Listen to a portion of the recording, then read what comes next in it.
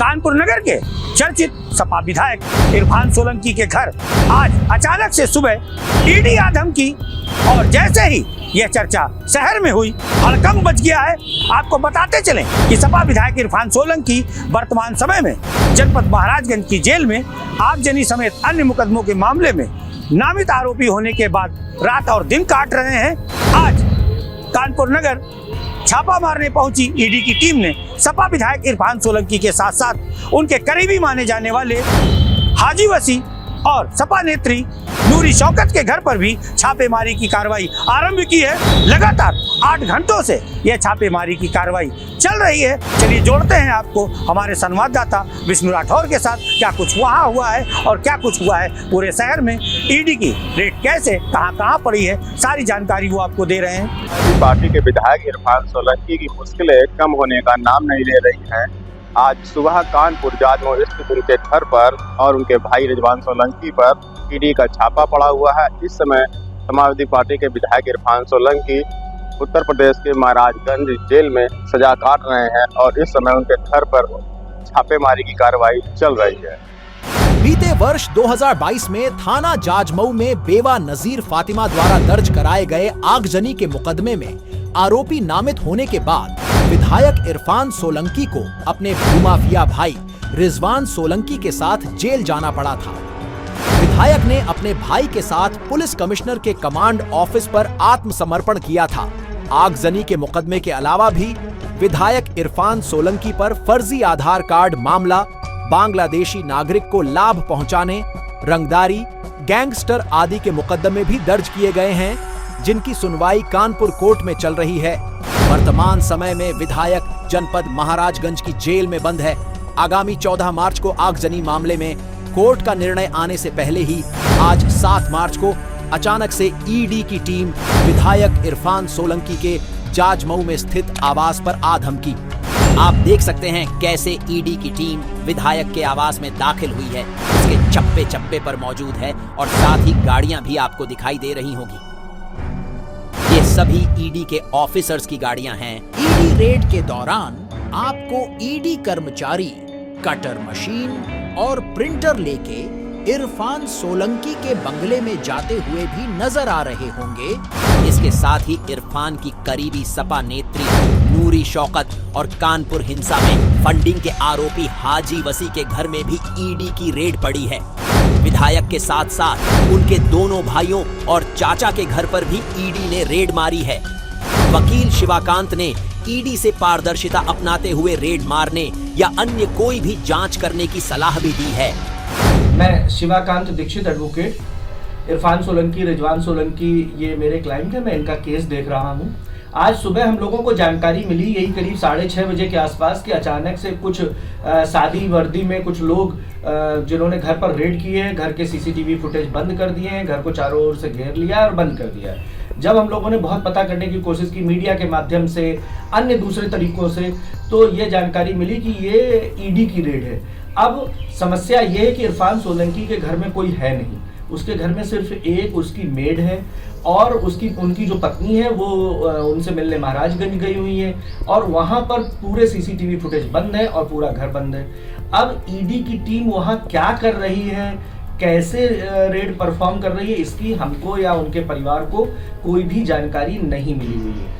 ED इसमें पारदर्शिता बरतने में थोड़ा सा संकोच कर रही है। मेरी ये अनुरोध है कि वो पारदर्शी तरीके से जांच करें, जितनी जांच करनी है वो सारी जांच करें, लेकिन अगर इस तरह से छुपा कर करेंगे तो निश्चित तौर पर संदेह प्रकट होता है। मुकदमे में अभी 2 मुकदमे जिसमें जजमेंट उनका नियत है, 14 मार्च को आगजनी वाले मामले में जजमेंट नियत है और आचार संहिता जो कि 2017 का मामला है उसमें भी 14 मार्च को जजमेंट नियत है। तो ये रेड की टाइमिंग पर भी थोड़ा सा आश्चर्य हो रहा है कि 2 साल से ये मुकदमा पूरा 1.5 साल से चल रहा है। आप कितने भी हमसे जांच कर लेते, एक्सप्लेन कर लेते, उनके परिवार को रोक कर आप कर सकते थे, इन्फॉर्म करके कर सकते थे, लेकिन ऐसा नहीं किया है। ये थोड़ा सा आश्चर्यजनक है और अभी और कोई डिटेल मिल नहीं पा रहा है। इरफान के परिवार पर, उनके भाई पर, उनके दोनों भाइयों पर, चाचा के यहाँ जानकारी के अनुसार रेड हुई है और अभी वो रेड चल रही है।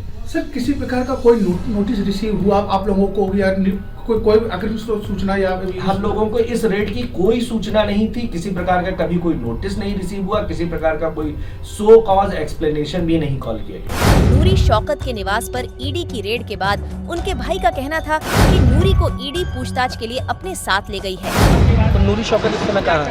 नूरी का अभी हमें खुद भी नहीं आइडिया नूरी है कहाँ, कि उसका फ़ोन ऑफ जा रहा है, वो अधिकारी लेकर गए, नूरी को कहाँ ले गए ये नहीं मालूम है। जब ईडी ने छापेमारी शुरुआत करी थी तब क्या नूरी शौकत मौजूद थी घर पे?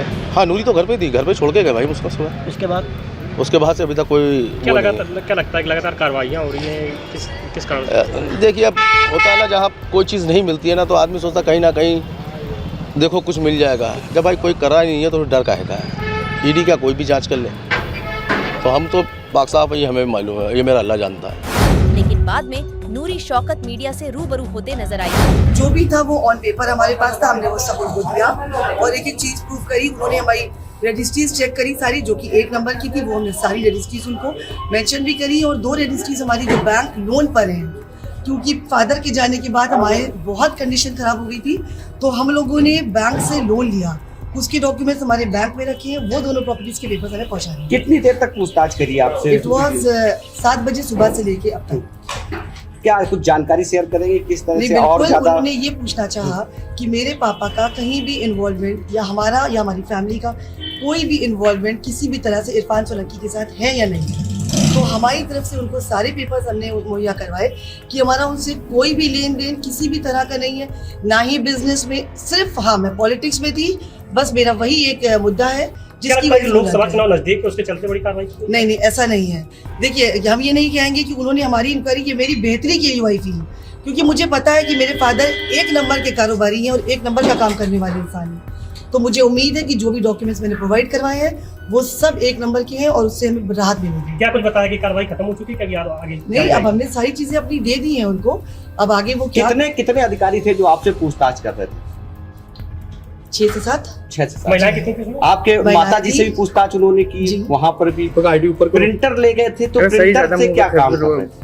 प्रिंटर में उन्होंने मेरा स्टेटमेंट, जो भी मैंने बात कही कि आपका क्या लेन देन है इरफान सोलंकी से, तो उस पर मेरा जवाब तो मेरा कोई लेन देन नहीं है, ना मेरे वालिद का कोई लेन देन है, ना ही उनका कोई पैसा मेरे कारोबार में लगा है, ना ही किसी तरह। आप जैसे भी चाहे वैसे आप इसको जांच कराएं, वो हमारे लिए ही बेहतर। क्या माना जाए कि इरफान सोलंकी इसमें मेल मोहरा थे?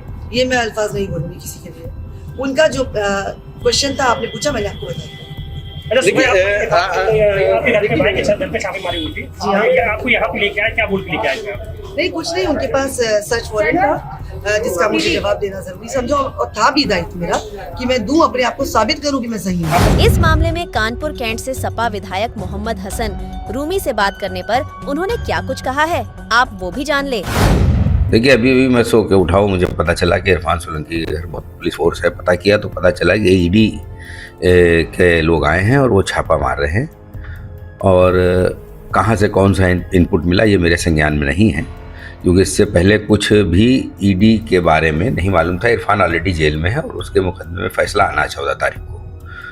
तो ये बस आपके आने से 2-4 मिनट पहले मैं सो के उठ पाया हूँ, और ईडी आई है और ये चुनाव का टाइम है, और चुनाव के समय ईडी का आना और जिसके लिए आई है वो जेल में होना, ये अपने आप में कई सवाल खड़े करता है। अब मैंने बता दिया कि चुनाव के समय आई है, चुनाव के समय जब ईडी आई है तो फिर इसके आगे कई सवाल। सुबह से चल रही ईडी की रेड जब शाम को समाप्त हुई तो लखनऊ वापस लौटती ईडी की टीम के अधिकारी कैमरे की नजरों से बचते हुए नजर आए।